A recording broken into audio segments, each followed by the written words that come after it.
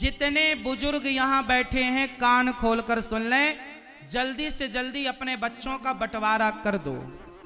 बंटवारा करने के पहले यदि आप मर गए तो फिर आपके बच्चे आपके मरने के बाद आपस में लड़के मर जाएंगे। मरने के पहले सही बंटवारा, सही मतलब जो बड़े बेटे का अधिकार है वो उसे, जो छोटे का अधिकार, मतलब आपकी संपत्ति जितनी है बिल्कुल बराबर बराबर सब में बांट दो, किसी को ज्यादा किसी को कम नहीं। अंत में थोड़ा अपने पास बचा के रखो कि जो हमारी सेवा करेगा वो उसे प्राप्त हो जाएगा। जरा विचार करो, पांडव क्या चाहते थे? हमें 5 गांव दे दो। पांडव क्या चाहते थे? हमें 5 फास्ट, हमें 5। यदि 5 गांव दे दिए गए होते, सही बंटवारा धृतराष्ट्र ने कर दिया होता, तो क्या महाभारत होता? उत्तर दो। तो ये झगड़ा किसका था? बंटवारे का। तो इससे आपने क्या सीखा? समय पर बंटवारा कर दो। कुछ लोग बोलते हैं हम तो बंटवारा करेंगे नहीं और मर जाते हैं, फिर तुम्हारे बच्चे कोर्ट कचहरी लड़के सारा धन बर्बाद कर देते हैं। यदि पिता चाह ले, कान खोलकर सुनना, यदि पिता चाह ले तो बच्चे भाई भाई में कभी झगड़ा ना हो। पिता की गलती से भाई भाई में झगड़ा होता है। सही बंटवारा करोगे तुम्हारी औलाद कभी ना लड़ेगी। यदि तुम्हारे बच्चे लड़ रहे हैं इसमें तुम्हारा ही दोष है। सही बंटवारा क्यों नहीं किया? मौके की जगह बड़े बेटे को दे दी, पीछे की जगह छोटे को दे दी, या मौके की छोटे को दे दी, पीछे की। अरे बराबर दो। तुम्हारे पास 5 फीट जगह है तो 2.5 दे दो, उचित। पांडवों ने कहा हमें राज्य दे दो, तो धृतराष्ट्र ने भीष्म पितामह और गुरु द्रोणाचार्य और कृपाचार्य और विदुर जी के कहने पर, पांडव कौरव कहां के राजा थे? हस्तिनापुर। हस्तिनापुर वर्तमान में मेरठ में है, दिल्ली से लगा हुआ। तो पांडु हस्तिनापुर के राजा थे। तो इस नियम के अनुसार पांडु के पुत्रों को ही हस्तिनापुर का राजा बनना चाहिए था। सबसे बड़े थे धर्मराज युधिष्ठिर, लेकिन उस समय धृतराष्ट्र को टेम्परेरी राजा बना दिया पांडु ने। अब जब धृतराष्ट्र ने सुना कि पांडु मर गए तो धृतराष्ट्र ने कब्जा कर लिया। अब तो यह गद्दी मेरी है, अब मैं नहीं दूंगा। फिर कहने पर इन्होंने बंटवारा किया तो बंजर भूमि इंद्रप्रस्थ दी पांडवों को, जो वर्तमान में दिल्ली है। इंद्रप्रस्थ मतलब दिल्ली। अच्छा, पांडवों ने भी वहां पर खूब मेहनत करी और अपने नगर को हरा भरा कर लिया, रहने लग गए। लेकिन फिर षड्यंत्र रचा धृतराष्ट्र ने और जुआ का खेल खेलने के बहाने पांडवों को बुलाया, और जो जुआ हुआ था उस जुए में पांडवों का सारा धन जीत लिया गया। हस्तिनापुर के उस स्थान पर जब द्यूत क्रीड़ा हुई, इसलिए आपसे मैं कहता हूं कभी जुआ ना खेलना। कौरवों का सर्वनाश हुआ और पांडवों का सारा राज्य छिन गया जुआ के कारण। जुआ जिसने खेला सर्वनाश हुआ। इतिहास उठा के देख लो। आप खेल रहे हैं तो अगली बारी आपकी, अब आपका नंबर। जो व्यक्ति जरूरत से ज्यादा लालच करता है उसका परिणाम दुर्योधन जैसा होता है। जो अपनी भाई की संपत्ति हड़पना चाहता है उस भाई का कभी कल्याण नहीं होता। आप अपने भाई की भी संपत्ति क्यों हड़पें? भाई की संपत्ति हड़पना चाहा दुर्योधन ने, सर्वनाश हुआ। रोने वाला कोई ना बचा। आप भी सोचते हैं कि मुझे मेरे भाई का धन मिल जाए। ना साहब, अपना रखो ईमानदारी से। लाख किसी का हो, व्यर्थ का हम किसी का भाई का क्यों लें? सही बंटवारा होता, पांडवों का अधिकार उन्हें दे दिया गया होता तो कभी महाभारत ना होता। बताइए क्या वजह थी महाभारत की? झगड़ा किसका था? बंटवारे का था। तो आप लोगों से हाथ जोड़ के कहता हूं, जितने बूढ़े बैठे हैं दाढ़ी मूछे जिनकी पक चुकी हैं, आपने बंटवारा कर दिया बच्चों का? कितने बच्चे हैं? 3। कर दिया बंटवारा? नहीं, समय पे कर देना, मरने के पहले। कहीं बिना बंटवारा किए मर गए तो वो आपस में लड़के मरेंगे। समझ में आ रही है बात?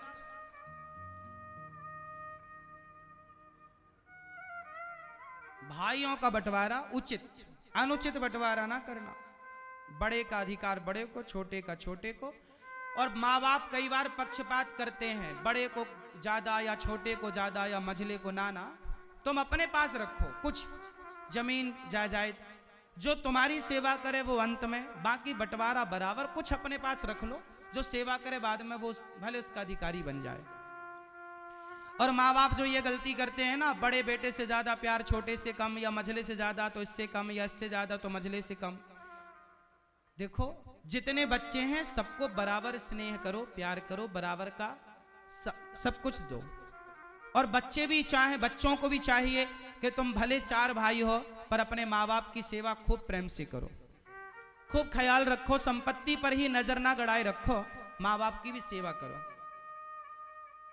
ये बच्चों को भी मैं कहूंगा कि आप माँ बाप की संपत्ति, मैं तो कहता हूं कथाओं में कि माँ बाप की संपत्ति लेने की जरूरत नहीं, आप इतने काबिल बनो, अपने आप को काबिल बनाओ कि जो संपत्ति माँ बाप की उससे ज्यादा आप अपनी मेहनत से बना लो, किसी से लेने की क्या जरूरत। फिर भी जो न्याय संगत बात है वो मैंने की कि जो भाई भाई का झगड़ा ना हो। चलिए, तो महाभारत होने का पहला कारण कि भाई भाई का बंटवारा नहीं हुआ। अब दूसरा कारण, महाभारत होने का दूसरा कारण क्या है? महाभारत होने का दूसरा सबसे बड़ा कारण क्या है? उत्तर, सबसे बड़ा कारण दूसरा, गांधारी मां की आंखों की पट्टी। महाभारत होने का दूसरा कारण गांधारी मां की आंखों में बंधी हुई जोर से पट्टी। ये पट्टी कौन सी? द्रौपदी मां, गांधारी मां ने आंखों की पट्टी एक बार उतारी है। ये बात किस किस को पता है? गांधारी मां ने एक बार अपनी आंखों की पट्टी उतारी। कब? जब 99 बेटे मर गए। दुर्योधन, कल तू सारे कपड़े उतार के आना, मैं तुझे अपनी आंखों से देखूंगी, तू वज्र का हो जाएगा। मां गांधारी ने अपने दुर्योधन को बचाने के लिए पट्टी उतार दी। मां गांधारी से पूछना कभी मिल जाए तो, मां आपने पट्टी उतारी तो सही है पर देर बहुत लगा दी। आपने यदि द्रौपदी की रक्षा के लिए पट्टी उतारी होती ना मेरी मां, और द्रौपदी की रक्षा के लिए पट्टी उतारी होती तो दुर्योधन की रक्षा के लिए पट्टी उतारने की जरूरत ही ना पड़ती। द्रौपदी की लाज लुटती रही तब गांधारी मां ने पट्टी नहीं हटाई, और उस बलात्कारी दुर्योधन को बचाने के लिए माता गांधारी ने पट्टी उतार दी। अब बताओ, ये माता गांधारी ये न्याय कर रही हैं या अन्याय? हाँ, माता गांधारी न्याय के साथ हैं या अन्याय के साथ? जोर से। अन्याय, जो अन्यायी दुर्योधन उसका साथ दे रही हैं। इसलिए आप जितनी माताएं हो, आपकी औलाद यदि गलत करे तो आंखों में पट्टी मत बांधे रहिएगा। बेटा ही क्यों ना हो, गलत है तो उसे डांटिए, समझाइए, दंडित कीजिए। यदि आपने दंड सही वक्त पर नहीं दिया तो आपकी औलाद दुर्योधन बन जाएगी। और फिर बाद में आंखों की पट्टी उतरी भी तो का बरसा जब कृषि सुखानी, देर हो गई फिर पट्टी उतरी तो उस पट्टी उतारने का भी तो कोई फायदा नहीं मिला। समय रहते निर्णय लेना सीखो। बच्चे बिगड़ते हैं, उसमें सबसे बड़ी लापरवाही होती है माओं की। माएं बच्चों को जो सिर पे चढ़ा लेती हैं ना। दुर्योधन को बिगाड़ने में किसका हाथ है? गांधारी और दुर्योधन का पिता धृतराष्ट्र। गांधारी ये दोनों कम नहीं है, कोल्हू के बैल यही हैं।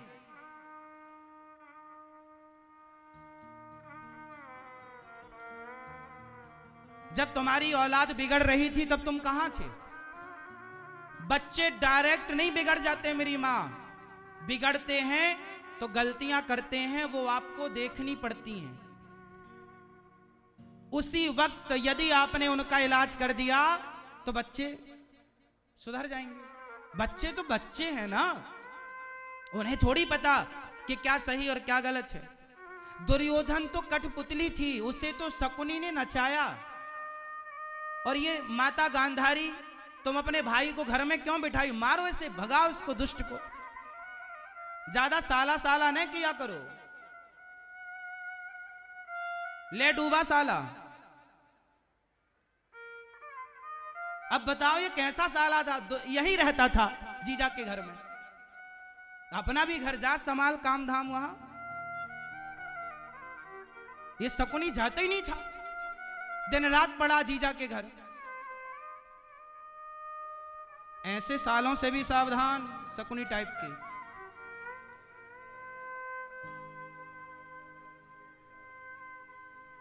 दहेज की सारी चीजें अच्छी नहीं होती, ये दहेज में ही आया था। जो आप दहेज मांगते हो ना, इतना सारा मांगा मत करो, सत्यानाश कर देगा ये दहेज। वहां मंथरा भी दहेज में आई थी माता कैकेयी के साथ, और यहां ये भी दहेज में आया था। दहेज की चीजें अपनी मेहनत से बनाओ साहब। और धृतराष्ट्र गांधारी, ये मेरा भैया है, भैया ने नाश करा दिया। इसलिए विचार बुद्धि से काम लेना चाहिए, विवेक से काम लेना चाहिए।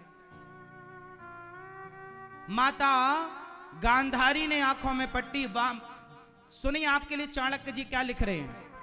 माता शत्रु पिता वैरी ये न बालो न पाठिता न शोभते सभा मध्य हंस मध्य वको यथा। वो माता पिता दुश्मन हैं अपने बच्चे के, जो माता पिता अपने बच्चों को संस्कारवान नहीं बनाते। यदि आपने अपने बच्चों को बैंक बैलेंस दिया, प्रॉपर्टी दी, पैसा दिया, जमीन जायदाद दी और संस्कार नहीं दिए, तो आप दुश्मन हैं अपने बच्चों के। माता शत्रु पिता वैरी, वो माँ बाप दुश्मन हैं जो अपने बच्चों को संस्कार नहीं देते। क्यों नहीं दिया? आपने दिया है तो आप माँ बाप को प्रणाम, और नहीं दिया तो संस्कार दीजिएगा। ज्यादा नहीं तो कम से कम इतने संस्कार तो दो मेरी माँ कि बुढ़ापे में तुम्हारा बेटा तुम्हें गिलास भर पानी देता रहे, सम्मान से तुम्हें रोटियां देता रहे, तुम्हें तुम्हारी उपेक्षा ना करे। इतने संस्कार तो देना।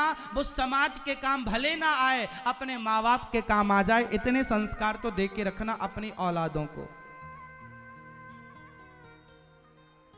हाँ या ना? तो महाभारत की दूसरी वजह गांधारी की आंखों की पट्टी। आप लोग भी पट्टी उतार लेना। तुम्हारा बेटा लापरवाही करता है, बेटा कितना प्यारा हो उसे सिर पर बिठाना ना चाहिए, और बेटी कितनी सुंदर हो उसे घर घर घुमाना ना चाहिए। ये सब तुम्हारे लिए कही गई बातें हैं, मान लो तो कल्याण है। आजकल बेटियों को तो लोग घर घर घुमाते हैं, ये मेरी बेटी मेरी बेटी मेरी बेटी। कही गई बातों पर ध्यान करो। बच्चे इतने लाड़ प्यार ना दो। बच्चों को खूब प्यार करना चाहिए। प्यार की जगह प्यार, लाड़ की जगह लाड़, और जहां डांटने का समय है वहां डांटो भी। भाई अभिनो हो ही न प्रीत, सिर पे चढ़ाओगे छानी में होरा भूंजेगा।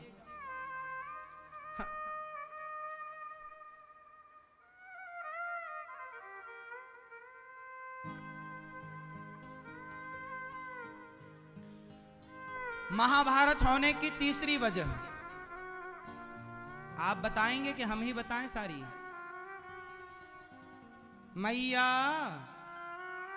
महाभारत होने की तीसरी वजह क्या है? महाभारत होने की तीसरी वजह है भीष्म पितामह की चुप्पी।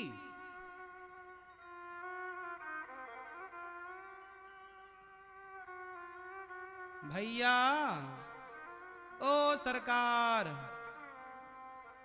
सुनेंगे नहीं? मैया सुनो मेरी मां। महाभारत होने की तीसरी वजह कौन सी है? भीष्म पितामह की चुप्पी। चुप रहना अच्छी बात है, पर बोलना भी अच्छी बात है। वहां चुप रहो जहां चुप रहने की जरूरत है, और वहां बोलो जहां बोलने की जरूरत है। जब द्रौपदी की लाज लुट रही थी, दुशासन साड़ी खींच रहा था, उस समय पितामह को जाकर 2 थप्पड़ मारना चाहिए था दुशासन को। 2 तमाचा मारते कनपटी लाल हो जाती दुशासन की। मारना चाहिए कि नहीं? पितामह को गुस्सा करना चाहिए कि नहीं? हां या ना? यदि गुस्सा किया होता तो महाभारत ना होता। इसलिए गुस्सा करना अच्छी बात है, पर वहां जहां आवश्यक है। पितामह ने गुस्सा नहीं किया तो महाभारत हुआ, और पितामह ने गुस्सा नहीं किया तो पितामह को बाणों की सैया पर लेटना पड़ा। हां या ना?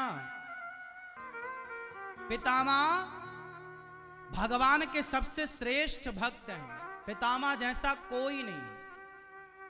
पर पितामह की गलती, उनकी अच्छाइयां करोड़ों हैं, पर यह भी गलती है चुप रहे।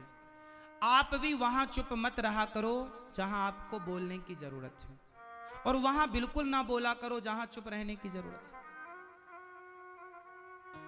पितामह चुप रहे, महाभारत हुआ। इसका अर्थ है कि जब बच्चे आपस में लड़ते हैं और बड़े चुप रहते हैं तो महाभारत की स्थितियां उत्पन्न हो जाती हैं। इसलिए बड़ों को बोलना चाहिए। और बड़ों को क्या बोलना चाहिए? जो गलत है गलत को गलत और सही को सही। कुछ लोग गलत को सही और सही को गलत बोलते हैं, इसलिए महाभारत होता है। समस्या तो यह है कि आप जिससे प्यार करते हैं वही गलत है। यदि आप उसके बारे में गलत बोलें तो उसका मुंह फूल जाएगा। यही तो हुआ। पता था सबको कि दुर्योधन गलत है गलत है गलत है, पर कोई बोलने वाला नहीं था। पता नहीं क्यों।